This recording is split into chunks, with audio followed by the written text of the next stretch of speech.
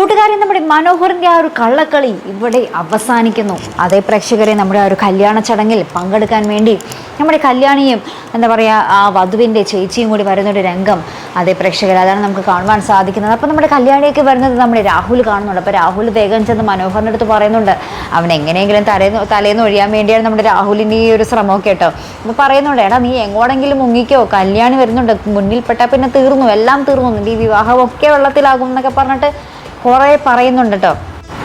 അവസാനം നമ്മുടെ ഈ ഒരു വിവരം നമ്മുടെ ഷാരിയും സരയും അറിയുന്ന ഒരു രംഗവും കൂടി നമുക്ക് കാണുവാൻ സാധിക്കുന്നുണ്ട്. അവർ ഇതിനോട് എങ്ങനെയായിരിക്കും പ്രതികരിക്കാൻ പോകുന്നത്. പോരാത്ത തന്നെ നമ്മുടെ മനുവിൻ്റെ ഒരു കുഞ്ഞിനെ കൂടി നമ്മുടെ സരയു വയറ്റിൽ എന്താ പറയുക വഹിച്ചുകൊണ്ടിരിക്കുകയാണ്. അപ്പോൾ ഈ ഒരു സമയം നമ്മുടെ സരയു എങ്ങനെയായിരിക്കും പ്രതികരിക്കാൻ പോകുന്നത്? പ്രേക്ഷകരെ എന്തായാലും നമുക്ക് കാത്തിരുന്ന് തന്നെ കാണേണ്ടിയിരിക്കുന്നു. മൗനരാഗം കലാശക്കൊട്ടിലേക്ക് പോകുമ്പോൾ എന്തൊക്കെ സംഘർഷപരമായ രംഗങ്ങളായിരിക്കും വരാൻ പോകുന്നത് ഒരു പിടിയുമില്ല. എന്തായാലും നമുക്ക് കാത്തിരുന്ന് കാണാം.